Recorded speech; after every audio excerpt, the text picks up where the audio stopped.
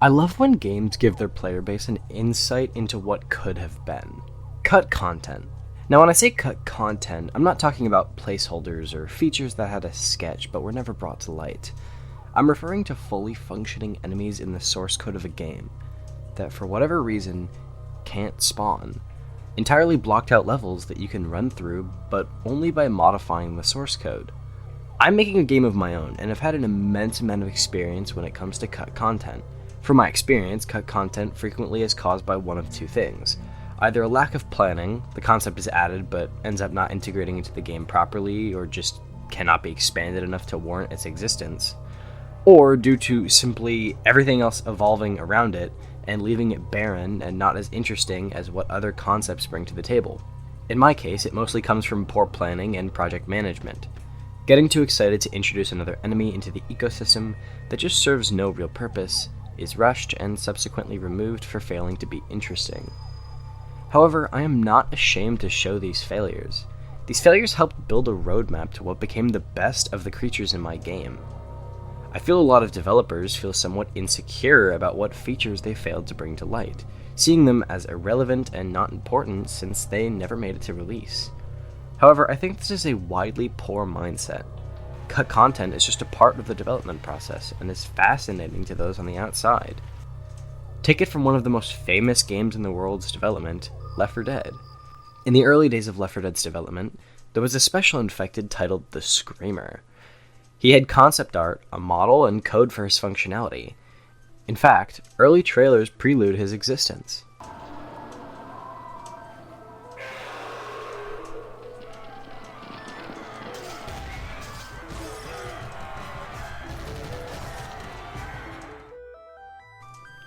Yet nowadays, avid Left 4 Dead players have no clue of his existence, let alone see him in-game. This is because he was cut from the game, fairly early in development. Developer commentary refers to him being removed due to confusing players, but I find it very interesting that the removal of his existence resulted in the functionality for his enemy being split across multiple other special infected we know today. However, sometimes cut content exceeds simple gears in a system. Sometimes the content is the system itself, and when the game grows and starts to bloat outside the limitations of the system, it must be changed. One of the most famous examples of cut content in gaming history was when an entire game was cut from existence. PT. In 2014, this teaser came out on the PlayStation Store for people to play. It immediately exploded in popularity, but just as fast as it exploded, it disappeared. Seemingly for no reason, it was removed from the PlayStation Store, never iterated on, and never really explained why it even existed in the first place. Still accessible through consoles that never deleted it, it works perfectly as an example of cut content that players want to see more of. People want to see this as a full game. People want to experience it again. But they can't. Because it was cut.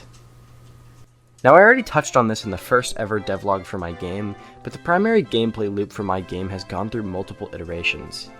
Each iteration was better than the last, but still faced issues.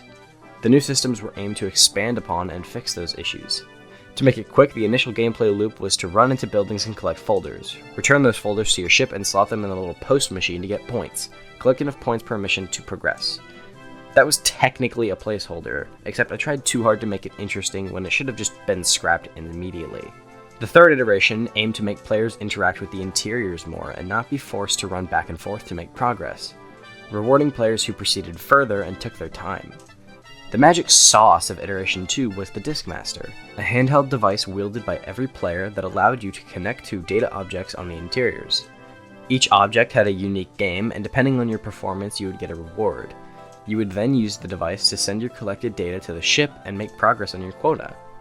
This gameplay loop was better, but still very blah. Specifically, the data turning in functionality was boring and had no risk, danger, or emphasis. You just pressed the button 3 after finishing a game and called it a day. The fourth and hopefully final iteration of the gameplay is what we have today. Use a watch to connect your team to sites, complete the objectives, to get a remnant item, sell that remnant in the product room. The gameplay is very similar, but more polished and nuanced. If this iterated gameplay seems enticing to you, then you should wishlist Classified Chaos on Steam.